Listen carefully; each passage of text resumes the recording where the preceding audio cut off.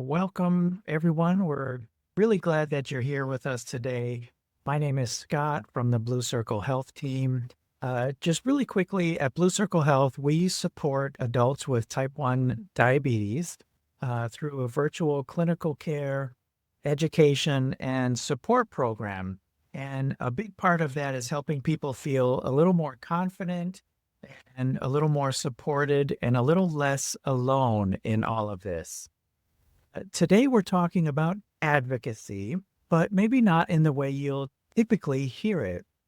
I think when people hear advocacy, it can sound big, formal, maybe even a little intimidating, like something you need training or experience to do. But the reality is, a lot of advocacy happens in everyday moment, in conversations with your doctor, maybe your family, at work, or even just in how you share your story. And that's why I'm really excited about this conversation. We're joined today by Stephanie Ash. Steph is a licensed independent social worker and attorney. She lives with type 1 diabetes and has been a powerful voice in the community for a long time through her advocacy work. He brings a really honest, relatable perspective on what it looks like to use your voice without it feeling overwhelming or like you have to do everything. And I'm just really excited to hear from her today. Before we get started, I do need to handle a couple of quick housekeeping notes. So, first of all, please feel free to use the chat throughout the session. I'll be keeping an eye on it as we go.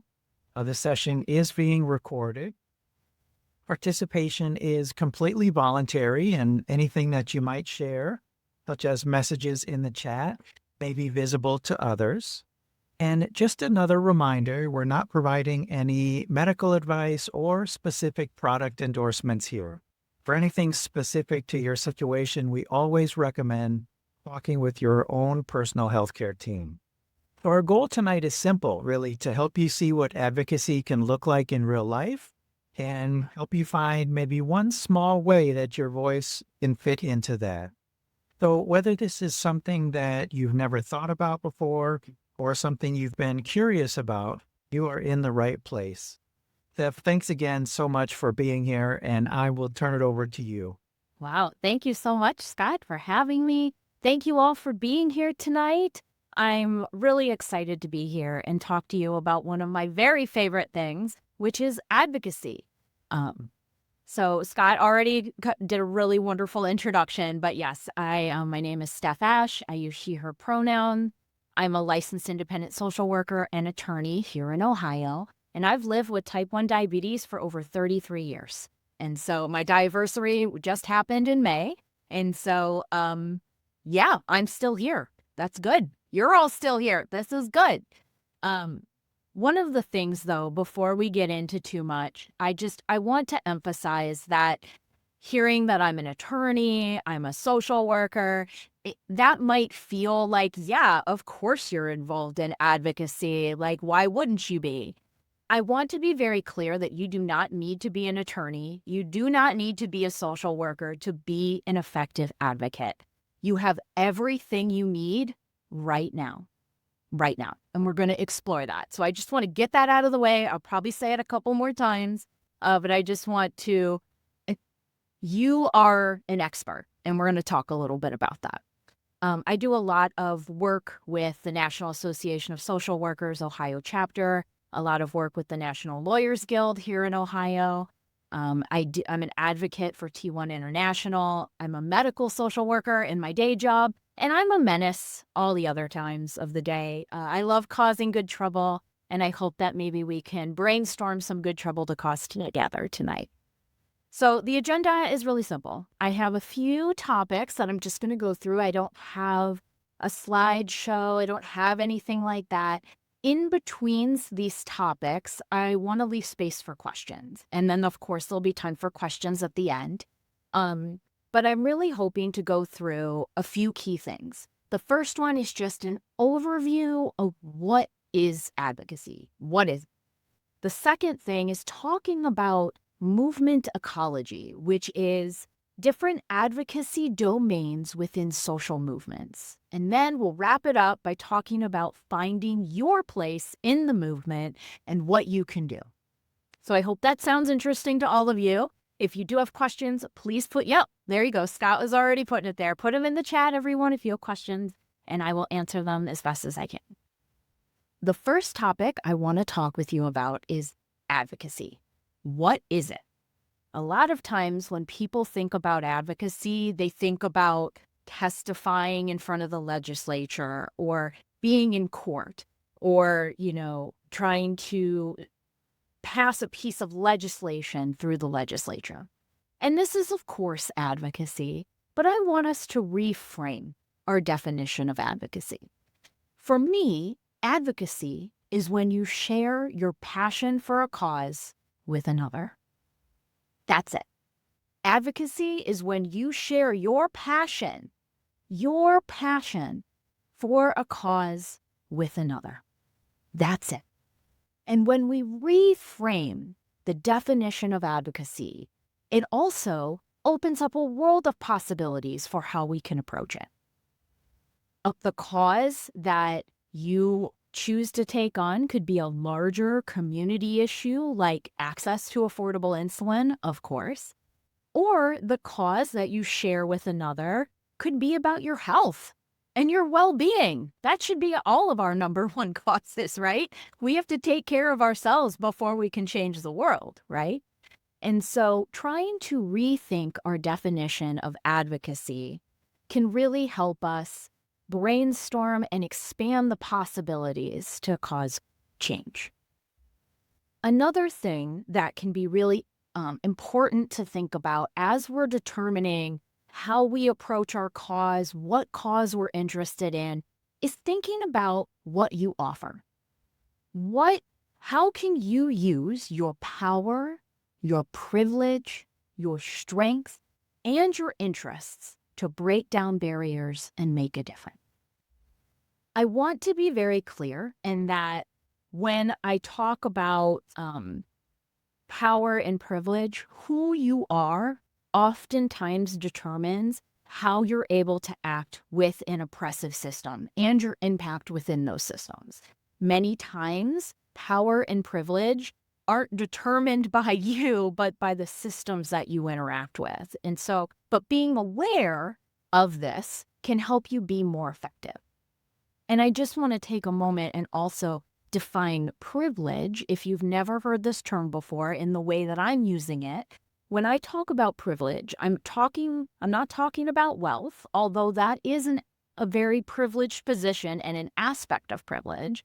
I'm talking about characteristics about who you are, what you do, how others perceive you that give you an advantage within oppressive systems.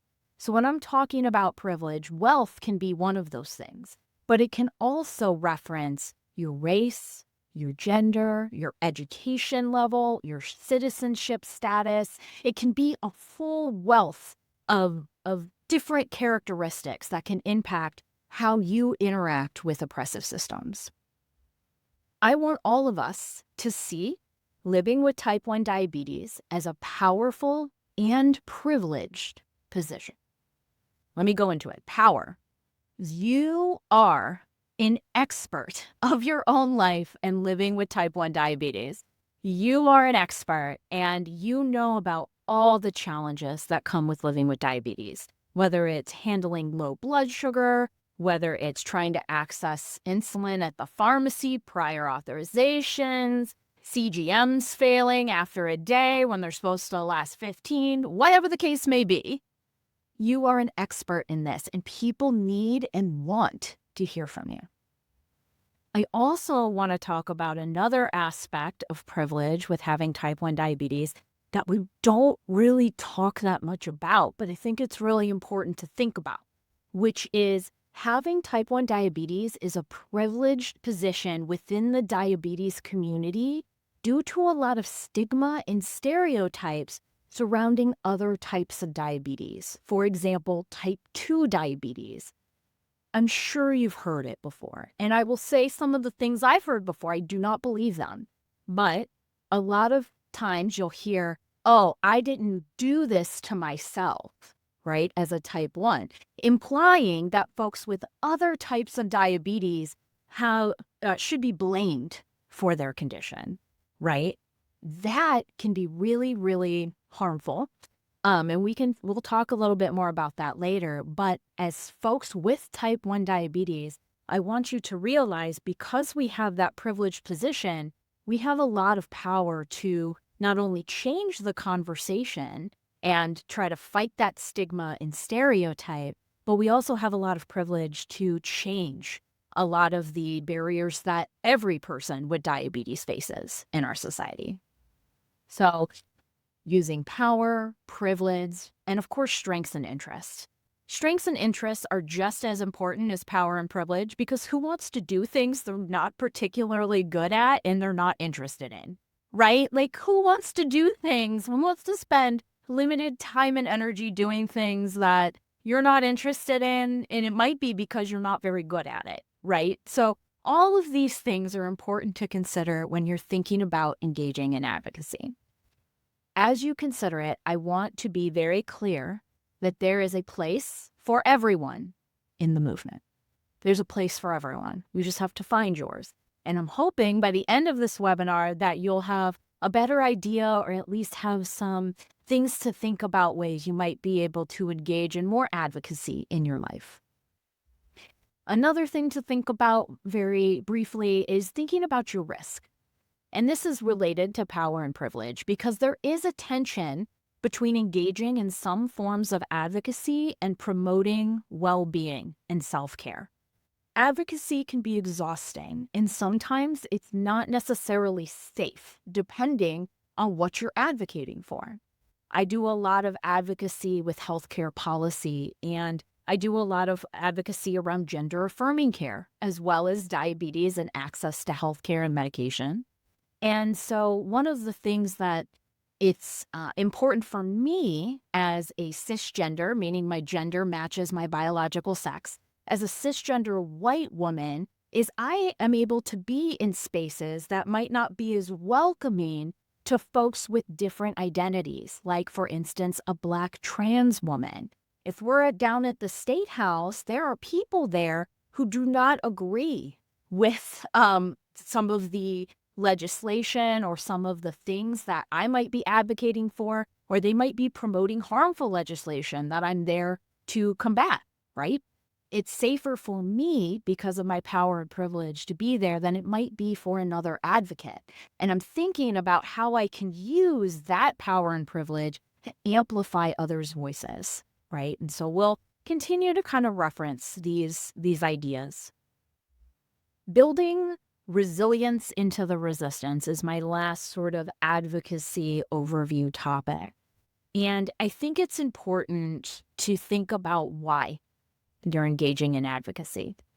If you are engaging in advocacy for the sole purpose to win, or whatever you think winning looks like, you're probably going to be disappointed.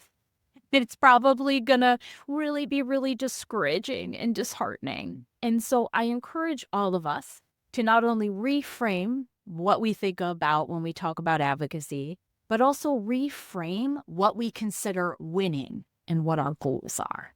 For me, when I advocate in oppressive systems like my state's legislature, I don't do it because I think I'm going to win. I really hope I'm going to win. I really do. But one of the main reasons I do it is not only because I can document for the historical record that there were people who disagreed with some of the harmful things they're doing. I'm a historian. That was my undergrad, so that's a real nerdy thing. That's personal. But more importantly, the reason I engage in advocacy is so that I can find others who believe the same things that I do, who are interested in fighting for the same causes, who are willing to share their passion for the same cause with others.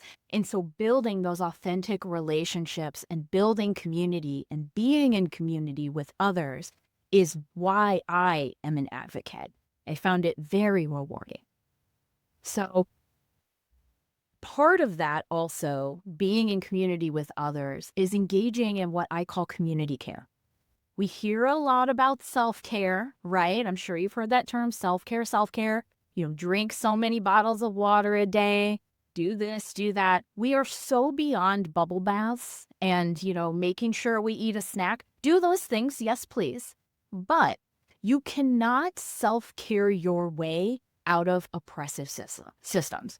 You can't self-care your way out of racism. You can't self-care your way out of poverty. But what you can do is be in community with one another, take care of each other, build resilient communities together, and advocate for new ways of doing things and better systems. And so that's what I'm talking about. I think we should not only reframe advocacy and finding our place in it, but also think about how self-care is community care and how community care is self-care, so that we can be resilient advocates. So with that, we'll take a little pause because I just spewed a lot at you. Does anyone have any questions before we talk about the different advocacy domains in this movement ecology framework? Thank you, Steph. And while we wait for any questions that may come in, I really love how you pulled together the topic of advocacy and community, because really community is such an important thing for not only our diabetes lives, right? We think about that. I think about that often because that's part of my job here at Blue Circle Health. I think about that often because it's been such a valuable part of my living well with type 1 diabetes for many years. But I don't often think about it in all these other ways, but they're definitely there. I just have never opened my eyes to it. Amazing. Yes, thank you for sharing that. And that's what I'm hoping to do with our discussion here today, is just try to think about advocacy in a new way, which hopefully will inspire you to maybe get involved in a way that feels comfortable and sustainable to you. Great. Well, I don't see any questions coming in yet. Here. Okay, great. Yeah, story about T1D advocacy work that you've done. I'm hoping we'll hear a handful of examples as you work your way through your topics here. So I'll tell you a story. Even though I'll just tell you. I think it was 2023 maybe. And I was advocating with a group of advocates from T1 International. We were meeting with then Senator J.D. Vance. And we were asking his team, we didn't actually meet with the senator, but we met with his policy team about endorsing the Affordable Insulin Now Act. And this was a couple of years ago, and not a lot of people had signed on to it. And what the act would have done is it would have capped the copay cost of insulin at $35 for folks with commercial health insurance. This legislation has made other iterations. There's a current version active right now in the legislature. It's called the Insulin Act. And so we can talk more about that in a moment. But we were meeting with Senator J.D. Vance, and who had not really expressed a lot of support for what we were advocating for. And we were a little bit nervous about it. And so we met with the aides. We told our stories. It was kind of, it was a very educational moment. And we realized that the aides we were meeting with, maybe this was their first time talking to folks with type 1 diabetes and realizing the challenges with getting insulin. They didn't realize it. And so we were able to use real life examples of having issues accessing insulin and the cost of insulin to inform them. And so we had this great meeting, and then nothing for months. We didn't hear anything. And we're like, okay, this is never happening. Like we're not going to get his support. And then in November of that year, we met in like May, right? In November of that year, he signed on as a co-sponsor to the bill. And so that was a huge moment for us because we were meeting with someone we didn't think or know would be supportive, but through our personal stories and approaching it in a very open and educational way, we were able to make a real difference. Now, like I said, that bill didn't pass, but iterations of that bill have been introduced almost every year since that time, and it has wide bipartisan support. The Insulin Act that's currently being considered, I think, has like 27 co-sponsors or something right now from both sides of the aisle, because as we all know, diabetes impacts everyone. It doesn't matter what political beliefs that you have. Access to insulin, I believe, is a human right, and I think more and more people are understanding that as well. So I hope that kind of answers your question. I have more type 1 diabetes stories, but I wanted to share that one because I think it emphasizes the power of personal stories and of doing advocacy even when you might be a little apprehensive or afraid, because we just didn't know what was going to happen. I think that's a great example, and it also demonstrates in many ways that you're kind of planting seeds, right? And you never know what they'll sprout into, and it's a great example of that. Yes. Thank you. All right. Well, maybe we can head into the sort of movement ecology framework. And if Please. you think of other questions that spark from this first sort of session or section, you type them in the chat. We can absolutely come back. I want advocates to engage in ways that are accessible, sustainable, and safe, which, as we talked about, will differ among advocates because of our differences in power, privilege, strengths, and interests. We're all different. And because of that, by working together, we really bring a really strong team that incorporates many different perspectives, many strengths, and it really is the way to engage in advocacy is in coalition with others. It's really powerful. And so one of the things that I found that really speaks to me is this movement ecology framework put forth by the AYNI Institute. That's AYNI. You can find them at ayni.institute, and they have a video on this. They have lots of great materials. So if you're interested in diving into the movement ecology framework that I'm going to talk with you about, I highly recommend them. But what you won't find there are the ties to diabetes advocacy that I'm hoping will spark some inspiration with all of you. So this movement ecology framework allows us to understand the many different strategies that arise when we are faced with creating social change. It is multi-strategic, meaning that these strategies are happening at the same time and we're all going towards the same goal. Whether it's better access to insulin, diabetes devices, representation, ending stigma, you choose whatever the social change is. We're all doing it together with these 5 different domains. And this framework helps us understand that many different responses and foundational theories of change shape our movements, and one is not necessarily better than the other. They're different and they're used for different purposes. And so it just helps us understand how these different frameworks can work together and how movements throughout history have succeeded. And I'm hoping that at the end of this, there'll be maybe 1 or 2 of the domains that we'll go through that really speak to you. I know there were the first time I heard this, so I'm curious to hear what you all think. There are 5 different advocacy domains that shape social movements. The first one is personal transformation, then alternatives, then what's called the inside game, structure-based organizing, and last is mass protest. We're going to go through each one of those briefly, and I'll give you examples. Personal transformation focuses on an individual's needs. It believes that change happens when we better our lives and the lives of others, and it's really focused on the individual and their individual transformation.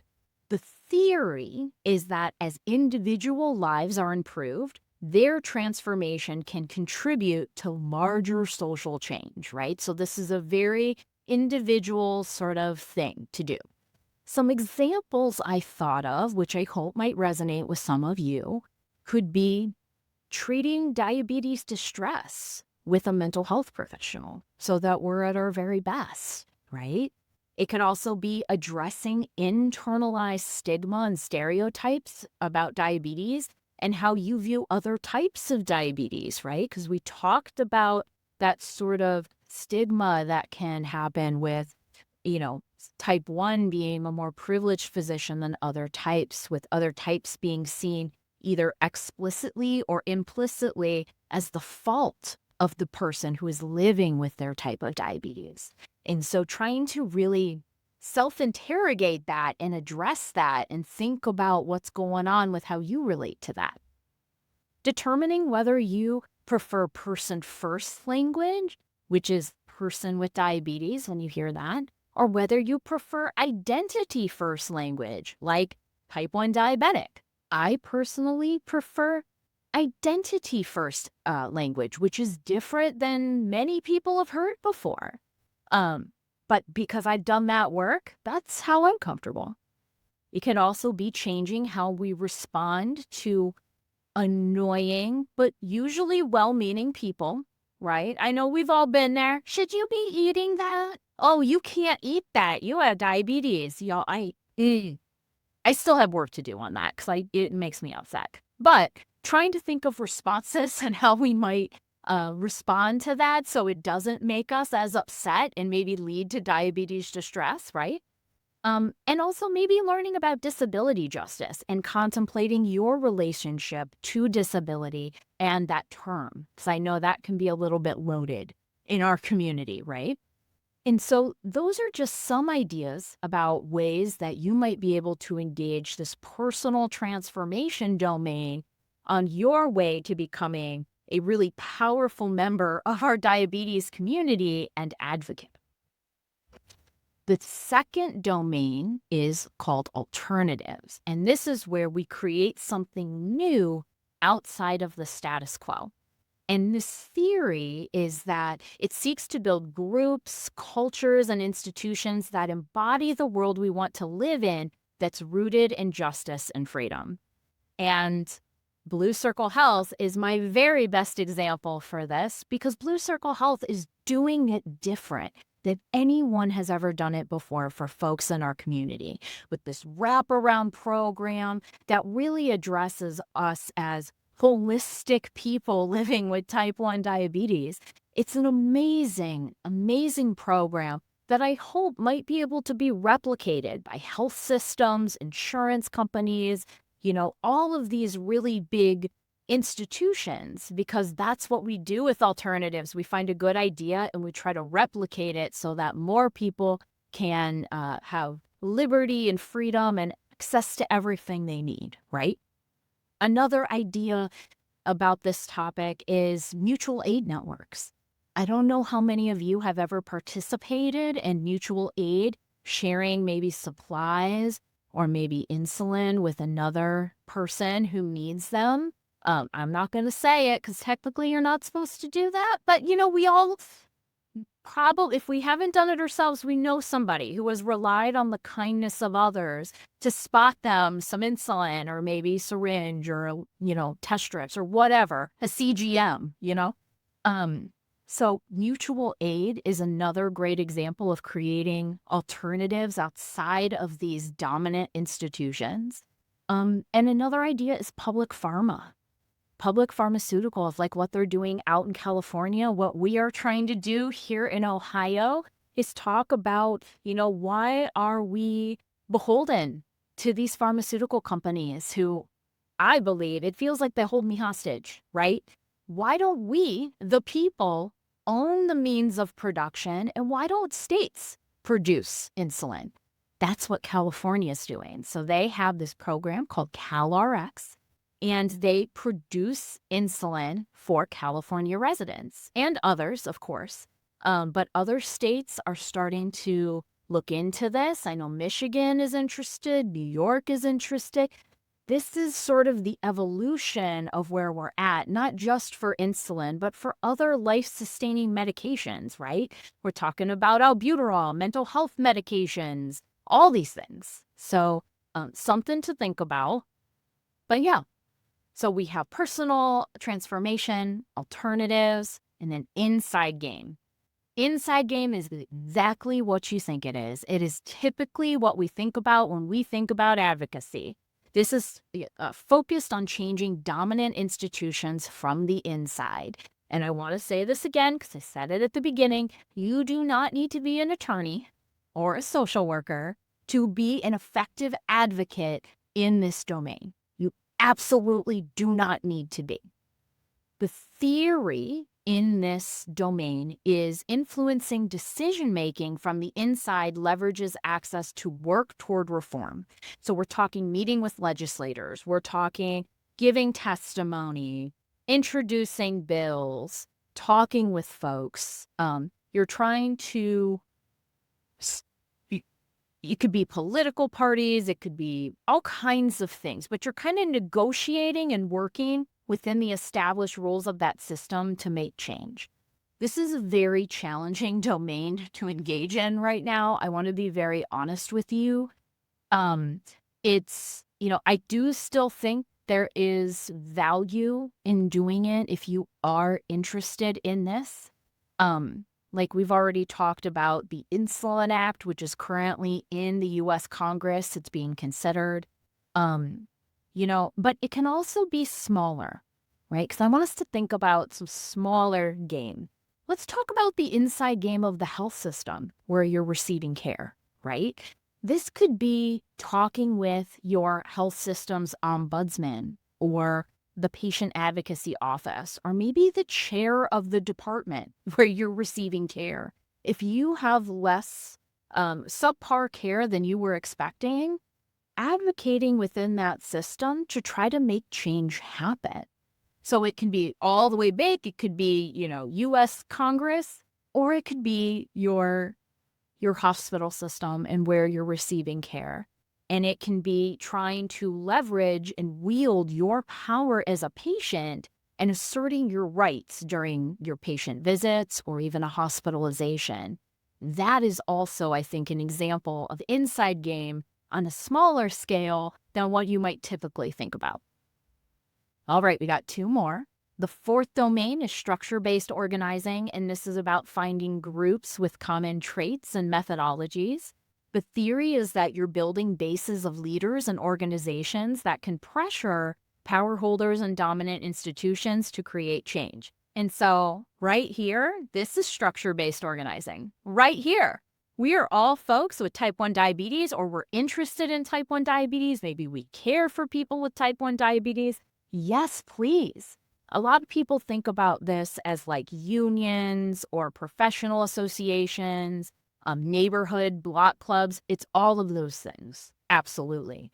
But in our space, it can be type 1 diabetes support groups in your community. It can be families with loved ones with diabetes, patients with chronic illness, people who use insulin. You define whatever that structure-based group is and find other people to get in community with so that you can be more powerful.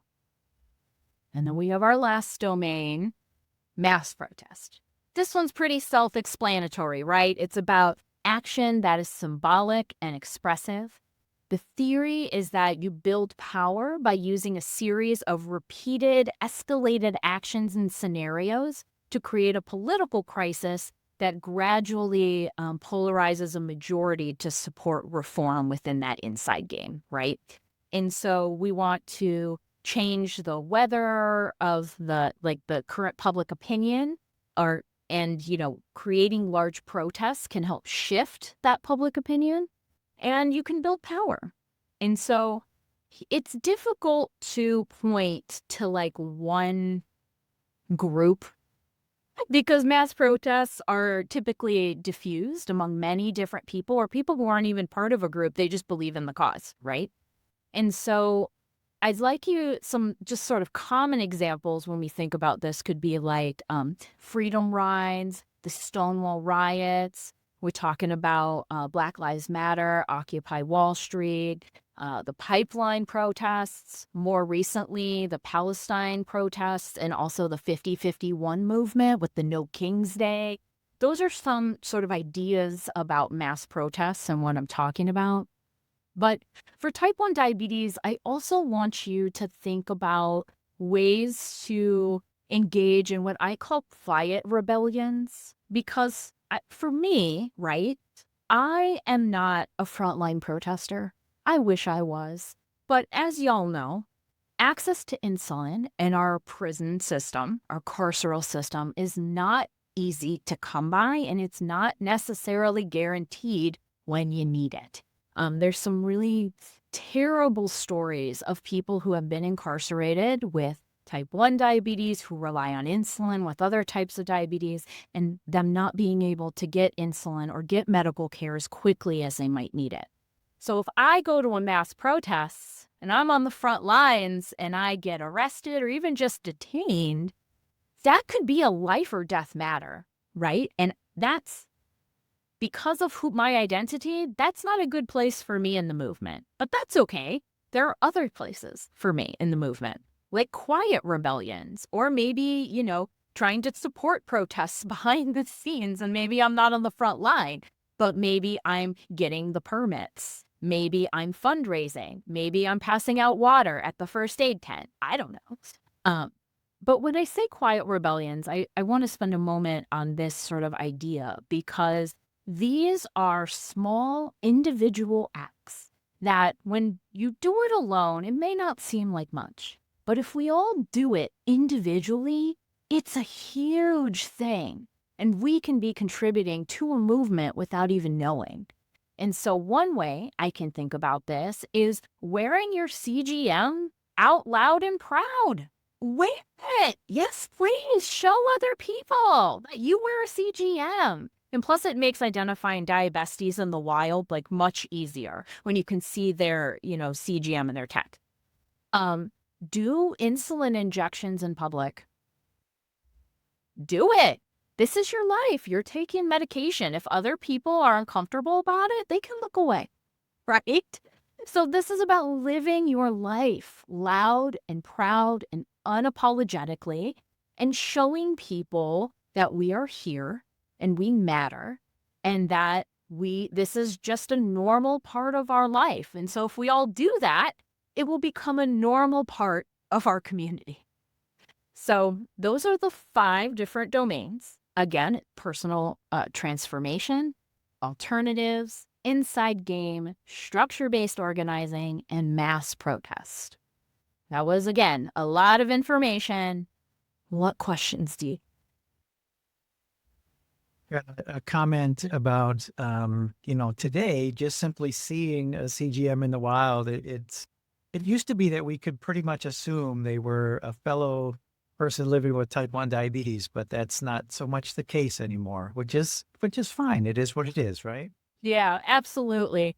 But it's another person you might be able to meet who has similar goals and passions that you have, similar causes. So that might be a friend. You might be a friend that you haven't made yet, right? That might be able to join you in advocacy. Maybe if you share your passion, you'll find out they have the same one. Yeah, I love that. I did, my family and I were recently at the San Diego County Fair, and I spotted another person with an Omnipod on his arm, and I went and said hello to him, and it was just a pretty exciting moment, I think for both of us, right? Because we can often feel so isolated in our everyday lives. Absolutely. Yeah, and it just goes back to finding that community. I think that's really important, and it can be really challenging. I'm really lucky in that I've been able to meet a lot of folks with type 1 diabetes in my job as a medical social worker. And so I've been able to meet a lot of folks. But before that, didn't really know that many people with type 1 diabetes. I know at college, I found people when I would go to the restroom in between classes and I would see them injecting insulin. That's how I met a lot of type 1 diabetes friends in college, was kind of in the space in between, if you will, when we were just trying to do what we could to make it through college. I love that story because it makes me think of in my walk with diabetes, I often will bump into someone else, maybe in the YMCA locker room, right? Where you're changing clothes and you spot an infusion set or a sensor that you wouldn't have normally seen. So that Mhm. makes me smile thinking about that. Yes. Yeah. Steph, well, people are maybe thinking of questions. When did you first realize that sharing your experience with type 1 diabetes could actually help someone else? And like, what got you so involved in advocacy in general? Yeah. I'm really glad you asked that question. And I want to give a little bit of a trigger warning to folks because my story is not an easy story. And I really appreciate you all listening. But like I said, I've lived with type 1 diabetes for 33 years, but my brother was not as lucky. My brother, his name is Dylan. He passed away from lack of access to insulin when he was just 23 years old. This happened 10 years ago. This year is the 10th anniversary of his passing. And we don't really know what happened. We knew that he struggled to access medication and doctors. He had an insulin pump that he kept in a drawer because he couldn't afford the supplies. And after going days without hearing from him, he was found passed. And it turns out he had high blood glucose, which caused him to go into a coma. And so after this devastating, devastating news, I chose the next path. I could have wallowed in my grief, which I did a lot of that. Let me be clear. And I still do some days, right?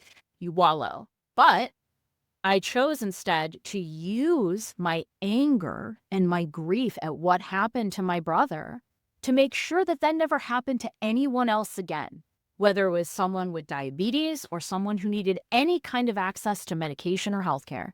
It is unacceptable to me that we live in the wealthiest country in the world and we have the best healthcare around, and people are dying because they cannot access a liquid that costs $4 to make. It is outrageous. It is outrageous to me. And so I realized that this is not something that I can be quiet about.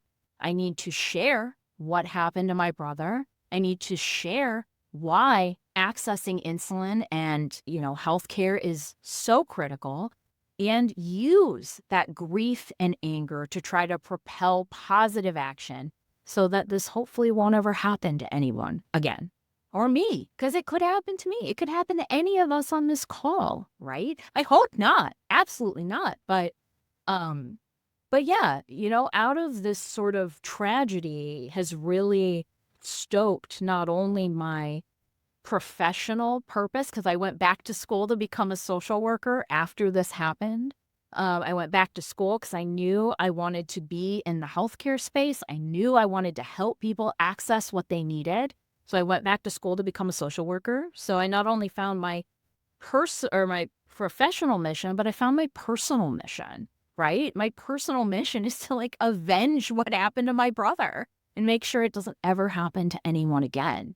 And so I want to be clear, though, I don't think you need to undergo or experience this type of tragedy to be an effective advocate. I really hope that you don't.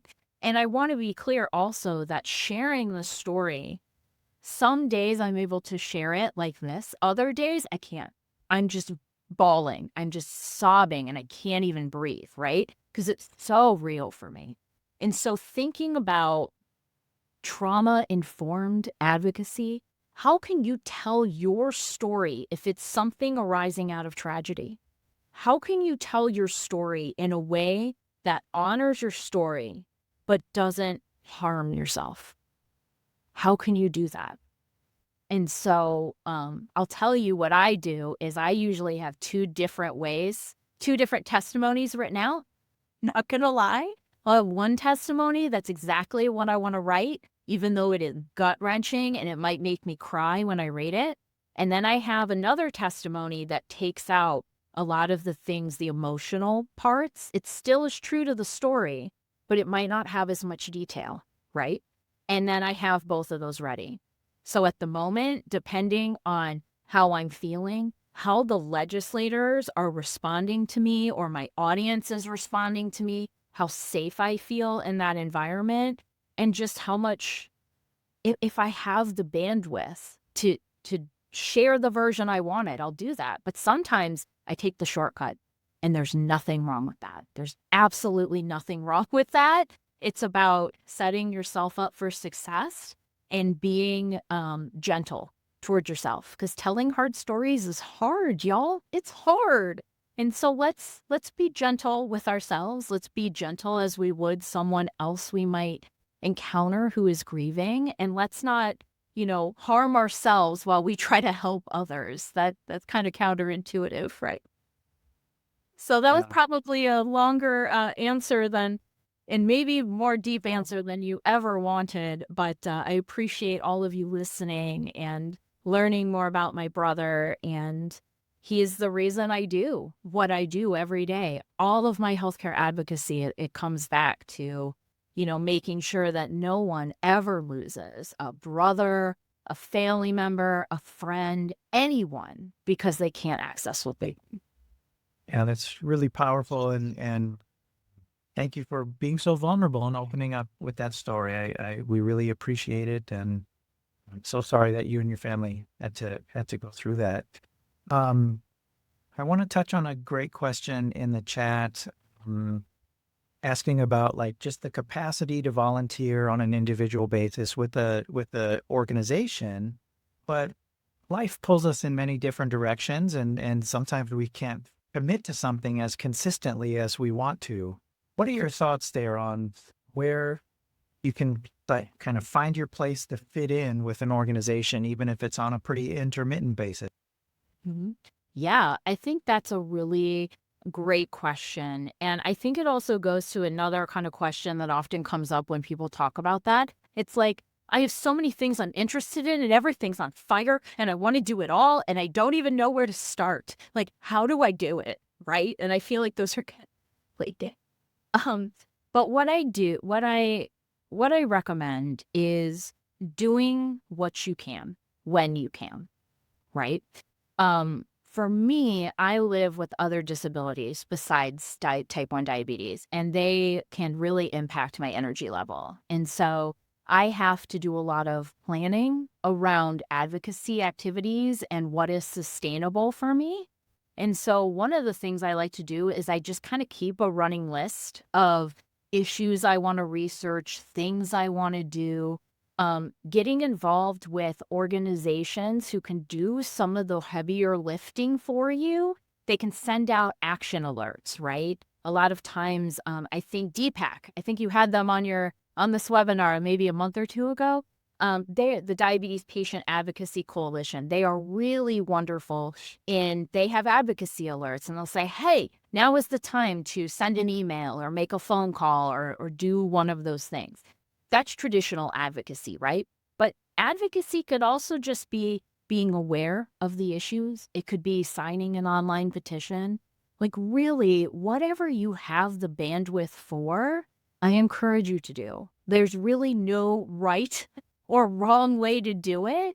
Um, as for like trying to choose what to do and like how to address all the terrible things that are happening. I recommend that folks get in community with others with different interests, right? And what you're going to do is you're going to pick your interest, you're going to pick your lane, and you're going to fill it. You're going to fill it all the way up. So you are the expert in that niche. So while you're in community with others, you can learn about other things that you might be interested in, but you don't have to keep track of it all the time, because that person and you're in community with will tell you when it's time to take action and what you need to do if you have the bandwidth for it, right? And so by limiting ourselves, yes, you can still be interested in XYZ, right? There's nothing wrong with that. But maybe choose one thing to really gain deep knowledge on, and then share that knowledge with others when the time comes when we need allies to come in and help us move change forward. I love that answer, and it brings to mind something that um, Lisa Gear, who's the executive director of DECA, Diabetes Education and Camping Association. We're going to have them on in a webinar in the near future too.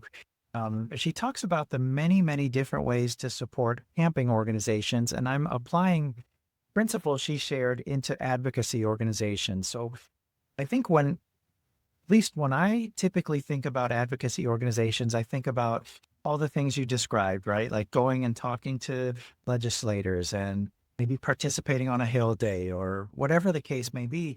But those organizations also often need help periodically behind the scenes. Maybe they need someone who can sit and enter stuff into a spreadsheet for an hour every couple weeks. And so I think it really ties into what you described in finding community, finding connections, finding ways to get little maybe tastes of all these different advocacy avenues that are out there and find what fills your cup in a way. Does that make sense? Yes, and I'm so glad you said spreadsheets because I often tell people that the revolution will be won in spreadsheets. I always say that because truly, behind every protest or campaign or something, there is someone keeping track and doing project management, data management, contact and relationship management. There was someone doing all of that behind the scene. So you see the public part, but you don't even see half of all the effort that went into making something happen. And so, yeah, you can, of course, get connected with organization, try out different roles and different domains, different things. Think about what your strengths are and what you're interested in. Like, if you don't like fundraising, don't volunteer to fundraise. Like, don't do it. It's okay. You don't have to. There are people who really like fundraising who'd be happy to do that. Share that opportunity with your friends who like to fundraise, right? That's how we connect people and build those communities we keep talking about. But yeah, there's a lot of different things when we expand our definition of advocacy and how we approach it. I want to dig a little bit deeper on expanding that definition, right? So sometimes advocacy can be all the things you described. Other times it can be something as simple as setting boundaries with your family or with a healthcare provider or with people at work. Can you talk a little bit about that side of advocating for yourself? Yeah, and I should, in full disclosure, this is the hardest advocacy that I engage in. Like, get me in front of the legislature and I will tell everyone why they're wrong. But have me speak up for myself? Oh gosh, that is a different story, right? So, what I want to encourage all of you, yes, it can be really challenging to advocate for yourself. It is always worth doing, though. I think that one of the things I like to do when I'm approaching a situation that is personal to me is I use a lot of I feel statements. And I find that that helps a lot when I'm approaching someone about behavior or about how they're treating me that is upsetting to me. If I just go in there and I say, Scott, you're being mean to me, right? You're going to get defensive. You're going to be like, what did I do? I didn't do anything, right? But if I'm like, hey, Scott, when you said this, it really hurt my feelings. Like, that's a very different conversation, right? And so, especially with family, usually well-meaning, sometimes annoying, right? Oh, should you be eating that? Oh, how many carbs have you had today? Did you do your blood check? Did you take your insulin? Did you do that? It's like, okay, stop. Right? And so knowing that they are concerned about you and they really want what's best. It can be as simple as, hey, exactly that. I know that you're worried for me. I know that you're just trying to help. But when you do that, I feel like you're micromanaging me and it stresses me out. Is there a different way that we can communicate with each other so that you know I'm okay without me becoming upset? Right? And so using I feel, acknowledging where the other person is probably coming from, assuming good intent. With providers, this can be really tricky because depending on your doctor and your choice of doctors, right? Because in some places here in the United States, there are no endocrinologists in the county or anywhere from hundreds of miles, right? And so if you have choice, this is power and privilege, right? If you have choice and you're able to switch endocrinologists, you might feel better being a little bolder than you might if you only have one person you can see, right? And so then instead, I might caution you, you can absolutely have that conversation. It might not turn out the way you want, right? So then what happens if you have that conversation and the provider is just not hearing it? Maybe they're super old school. I'd say a lot of newer doctors are more patient focused and a lot more less paternalism in medicine. Like, you do what I say and that's the end of it, right? I'd say a lot of the old school doctors who really fell into that sort of method of practicing medicine are starting to retire and are no longer in medicine. But there are still some folks like that. And so if you meet someone who is just not really willing to meet you where you are after you've explained your feelings and what you need from them, then it's about, okay, how can we do some harm reduction? How can we do harm reduction? Is there like a nurse practitioner I can meet with when I'm not meeting with the doctor? Can I take a friend or a family member with me who might be able to serve as a buffer and like my emotional support person while I'm doing hard things? Is there a way that I can, if I have to ask questions or something, can I just go in with a list and give them the list? And so they can just answer those questions and not really have to interact with me very much. I don't know. It's really about thinking about what you need and how you need it. Yeah. That's a great answer. So, as we get to the last couple of minutes, I have two questions I want to ask. I'll do them one at a time. I don't want to throw you too much. The first thing that comes to mind for me is, how on earth do you keep at it in such a way when change can take such a long time? What's your secret to staying in the game? Yeah. I think it's reframing your goal. It's reframing your goal. Of course, I want to win. I want insulin to be available to everyone. I don't want it. I want it to cost like $1. That's how much the patent was. Okay. Or be free, right? I dream of this world where we all can access the healthcare we need when we need it, and we don't need to wait for lengthy prior authorizations and arguments with insurance companies and providers and all of this garbage, right? And so for me, it's, of course, dreaming of a better world and doing it with folks who also believe in the same things that I do. But it's also that sort of personal passion, right? It's that rage. It is that rage. And rage is a real tricky emotion, I'll tell you, because rage can truly burn you up. It can burn you up if you let it. But it also, if you turn it into positive forward motion, which I have tried to do, it can be a very powerful motivator and sort of gas to my fire, my advocacy fire, to avenge what happened to my brother and make sure it doesn't happen ever again. So, got to find your fire. That's powerful. And I think you are a wonderful example of positive forward motion. So thank you for doing all that you do. Earlier, you mentioned the Insulin Act, and are there other big issues in legislature right now that might be good for us to kind of be aware of?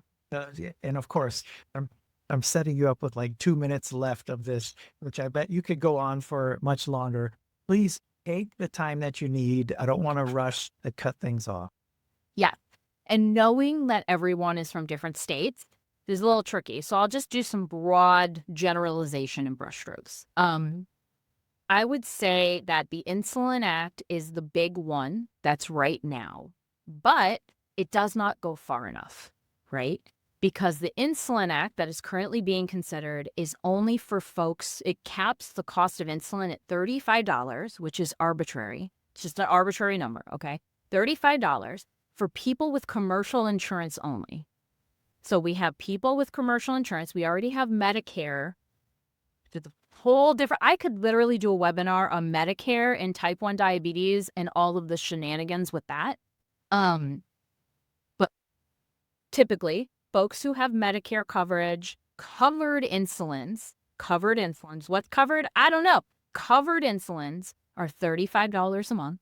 And this bill would make it so that people with commercial insurance only have to pay $35 a month. But what about people without insurance?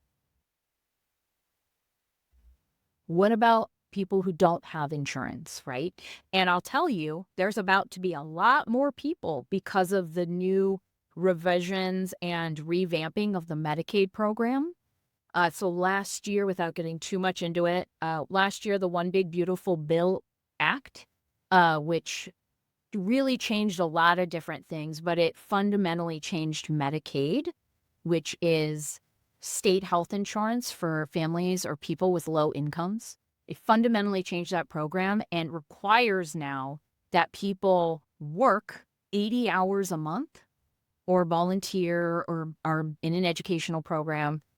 They do that in order to receive Medicaid coverage. And because of this barrier, more and more people are no longer going to be able to qualify for Medicaid, or even if they do qualify for Medicaid, because of the administrative burden of having to prove that you met those work requirements, applications are going to get delayed and coverage, there's going to be gaps. Okay. So what we have here is this situation where we are going to have more and more people without health insurance and without an ability to access affordable insulin. Because I know my insulin, I use Novolog, and my insulin, it's like $84 for a vial without health insurance, right? And so, yeah, we have regular and NPH, right? Those old school insulins, which they'll keep you alive, right? But they're not the best ways to manage diabetes. And it can be really dangerous when you switch from a more modern insulin to those older insulins, which have different peak times and which are different, which really you should be under close supervision of a doctor when using, but you can't see a doctor when you don't have health insurance. So, like, what are we going to do, right? So, besides this Insulin Act, I would encourage all of you to be aware of how your state is implementing the Medicaid work requirements. I would encourage you, if your state is thinking about really onerous processes to track volunteer or work times or things like that, I would try to encourage your legislature to make it easier instead of harder. I would encourage you to encourage your state budgets to hire more people for the jobs and family services and places who need to process these new work requirements. I would argue that Medicare is also a beast, y'all. There's a lot happening in Medicare, and when Medicare and Medicaid, when things happen in there, commercial insurers often follow suit. And so last year, there was a rule that became finalized, and I call it, this is not what it's called. This is what I call it. It's death by subscription. That's what I call it. Medicare wants to transition folks who use insulin pumps and CGMs into a subscription program where they have to pay a monthly fee to access their diabetes, their pump supplies, and their CGM, and they won't own their equipment, right? So if you get an insulin pump, usually you own it. There's a warranty, right? Not with what is proposed or what was adopted. It hasn't been implemented yet. It's final. They want to be able to have the government own it and tell you when you need to switch out or if they don't want to use it anymore. There's a lot of problems with this program. One of them is that the bid limits for these items are really expensive. And while these DME companies, they're currently in the bidding process to see who the government wants to use for this program, while the bidding process can go lower, of course, a lot of these DME companies have incentive to bid, maybe not the highest that they can bid, but close enough so they make the most profit, right? And so it's over $200 a month for just the CGM, over $200 a month for just insulin pump.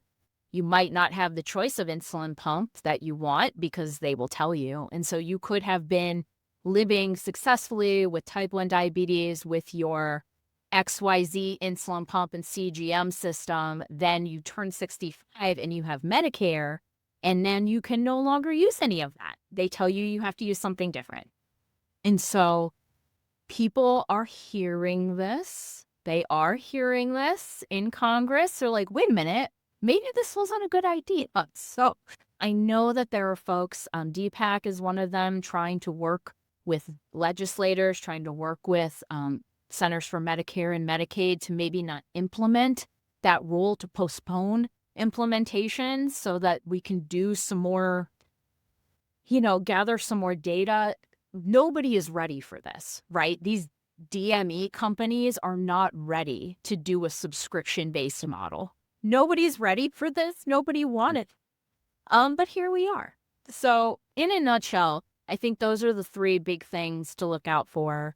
Statewide, a lot of states are discussing public pharma, public procurement to help lower costs of insulin and other pharmaceuticals. There's been I know here in Ohio, a bill was introduced to compel health insurance companies doing business in Ohio to cover glucagon because a lot of people cannot access glucagon. So, there's lots of opportunities to, get involved in more formal advocacy if that's what you're interested in. But there's also, if that's like super intimidating, there's, going back to those domains, there's ways to educate yourself on what's going on, do that personal transformation domain, get educated on what the issues are and what the proposals are, maybe start talking about alternatives like public pharma, get into groups with other folks who are interested in talking about this, do some structure-based organizing so that you can go together to participate in that inside game domain. And then if all else fails, let's head for a test. Let's do it. Oh, it's sometimes all you could do is laugh about the ridiculousness of the system in the world that we live in, right? I know. I know. It truly, every day is an adventure. But more so when you live with type 1 diabetes. Yeah. Yeah. Well, Steph, thank you so much for coming on and sharing your time and your perspective with us. It was really meaningful, and I think it helped make advocacy feel a lot more real and a lot more approachable. And I definitely would love to have you back. We'll do a deeper dive on several of these subjects. Before we close things down, if someone wants to learn more or maybe connect with you, what do you recommend? Where can they go? Yeah, absolutely. So you can send me an email. My email is steph@stephanieash.net. It's STEPH at Steph, STEPHASH, or STEPHNIEASH.net. Or I'm on LinkedIn. So you can find me at LinkedIn. I go by Stephanie L. Ash on LinkedIn because there are quite a few of us, if you can believe it. But I'd love to, if you have any questions or anything, please feel free to reach out. I'm so happy to help. If you're interested in causing some good trouble together, let's make it happen. Yes, please. Yes, I really thank you all for your attention today. And thank you for this opportunity, Scott. It's just been so much fun sharing my passion. Absolutely. I feel honored to have had the opportunity to learn so much from you. And folks, I'll get Steph's contact information in the summary email and her LinkedIn profile and all that good stuff. For all of you today, just thank you so much for being here and being part of this conversation. If something you heard today made you maybe think a little bit differently about your own voice, that's a great place to start. And as Steph mentioned, you don't have to do everything. Even one small step can make a big difference. So again, we'll make sure to share any links and resources so that you can explore this further in a way that fits your life. Then just another quick reminder, check out our events page at bluecirclehealth.org/events. Stay up to date on upcoming events. We've got more conversations like this, along with podcast episodes coming out regularly too.